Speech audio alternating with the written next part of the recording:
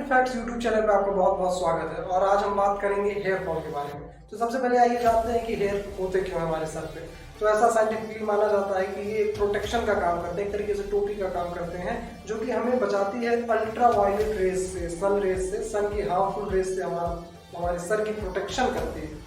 और बहुत सारे लोग अपनी हेयर केयर प्रोडक्ट्स भी यूज़ करते हैं, जैसे कि शैम्पू है, कंडीशनर है, स्प्रे है, जेल है, बहुत सारे लोग यूज़ करते हैं। और आपको जानकर हैरानी होगी कि इन कंपनियों की ये जो पूरी मार्केटिंग है, इसका जो ग्लोबल नेटवर्क है वो लगभग 5,58,95,95 रुपए का है। जी हाँ, आप बिल्कुल सही सुन रहे हैं, 5,58,95,95 रुपए का। यानी सोचिए कितनी बड़ी मार्केट है। तो अब बात करते हैं हेयर फॉल को कम कैसे किया जाए। अगर डर्मेटोलॉजिस्ट या फिर एक्सपर्ट्स की माने तो हमें हेयर फॉल को कम करने के लिए बाहर के किसी प्रोडक्ट के बजाय अपने खाने पर यानी अपने डाइट प्लान पर ध्यान देना चाहिए। और अपने डाइट प्लान में कुछ चीज़ें ऐड करनी चाहिए, जैसे कि आप बीन्स ले सकते हैं जिसमें आयरन होता है। आप विटामिन सी के बहुत सारे फ्रूट्स यूज़ कर सकते हैं जिसमें विटामिन सी पाया जाता है, जैसे कि लेमन हो गया, ऑरेंज हो गया।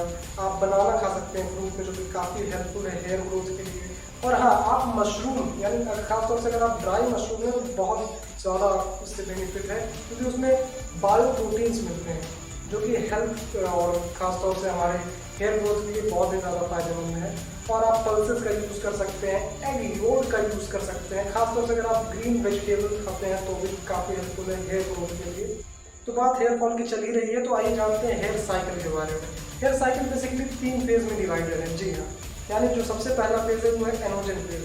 इसमें 85% हेयर हमारे इसी स्टेज में रहते हैं हमेशा, और ये स्टेज लगभग 3 से 6 साल की होती है। इसमें हमारे बाल जो है उनकी ग्रोथ लगातार होती रहती है, लगभग 1 सेंटीमीटर एक महीने में इनकी ग्रोथ होती है। और दूसरे फेज के बारे में बात करते हैं तो वो है केटोजन फेज। अब केटोजन फेज लगभग इसमें सबसे कम बाल होते हैं, यानी 1% बाल ही इसमें होते हैं, और इनकी ग्रोथ रुक जाती है कुछ हफ्तों तक, यानी 2 से 4 हफ्तों तक ग्रोथ इनकी उतनी ही रहती है और ग्रोथ नहीं होती है। उसके बाद ये तीसरे स्टेज की तरफ बढ़ते हैं, यानी कि लास्ट स्टेज, जो कि है टीलोजन स्टेज।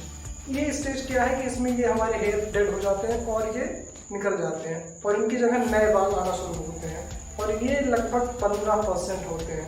यानी कुछ बाल झड़ते रहना ये स्वाभाविक है, हमेशा होता रहता है। अगर 70 से 80 बाल आपके हर दिन झड़ते हैं तो ये बहुत नॉर्मल है, ये हेयर फॉल नहीं है। इससे ज़्यादा अगर आपके बाल झड़ते हैं तो आप अपने डाइट प्लान को चेंज कर सकते हैं। हाँ, डाइट प्लान के साथ साथ अगर आप चाहें तो शीर्षासन भी कर सकते हैं, एक अच्छा तरीका है, क्योंकि इसमें हेयर फ्लो ब्लड फ्लो बहुत होता है हमारे सर में, तो ये भी आपके लिए बहुत अच्छा साबित हो सकता है।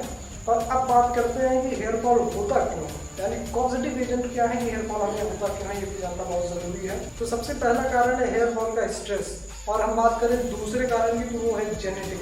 खासतौर से ये सबसे बड़ी प्रॉब्लम है, यानी अगर ज़्यादातर लोगों के बाल उम्र के साथ साथ कम होने लगते हैं। अगर किसी के पहले हो रहे हैं तो अगर आप अपने फैमिली में देखें, और अगर आपके पिता या किसी के भी आपके मम्मी या पिता के बाल बहुत पहले ही झड़ चुके हैं या कम हैं, तो ये एक हेरिडिटी प्रॉब्लम भी हो सकती है। आगे बढ़ते हैं और तीसरे प्रॉब्लम की बात करते हैं, तो जो कि बहुत ही नॉर्मल है, यानी जब हम लोग का वेदर क्लाइमेट चेंज होता है उसकी वजह से भी हमारे हेयर फॉल कम और ज़्यादा होते हैं, यानी बरसात के मौसम में हमारे हेयर फॉल बढ़ जाते हैं। हेयर फॉल का एक और कारण है न्यूट्रिएंट डिफिशियंसी, जिसके बारे में हम पहले ही बात कर चुके हैं। आप अपने डाइट प्लान को चेंज कर सकते हैं, इससे हेयर फॉल में कुछ ना कुछ सुधार ज़रूर होगा। और उसके बाद अगर कोई किसी को प्रॉब्लम है, कोई डिजीज़ है या फिर कोई दवा ले रहा है, तो उसके साइड इफेक्ट से भी आपके हेयर पे बहुत ज़्यादा असर पड़ सकता है। जैसे अगर आप किसी और कोई बीमारी है या हार्ट के पेशेंट है, किसी भी ऐसी चीज़ के पेशेंट है, थायराइड है, कुछ भी है, आप उसकी ड्रग्स ले रहे हैं, उसके लिए कुछ दवाई ले रहे हैं, तो उसके भी साइड इफेक्ट हेयर फॉल पे देखने को मिल सकते हैं। इसके लिए आपको अपने एक्सपर्ट्स के पास जाना चाहिए। अब इनमें से कौन सा रीज़न आपके हेयर फॉल के लिए है, इसको जानने के लिए आपको एक्सपर्ट्स के पास ज़रूर आना चाहिए। हाँ, कुछ बेसिक चीज़ें जो आप फॉलो कर सकते हैं, जैसे कि डाइट प्लान है, योगा है, और सारी चीज़ें इनको आप फॉलो कर सकते हैं। लेकिन इधर उधर के प्रोडक्ट यूज़ करने से ज़्यादा बेहतर है कि आप किसी न किसी डर्मेटोलॉजिस्ट या फिर किसी न किसी एक्सपर्ट्स के पास जाएँ, जो आपको ज़्यादा सही जानकारी इस बारे में दे सकता है। और हमारे इस यूट्यूब के नए चैनल को देखिए, शेयर कीजिए और सब्सक्राइब ज़रूर कीजिए।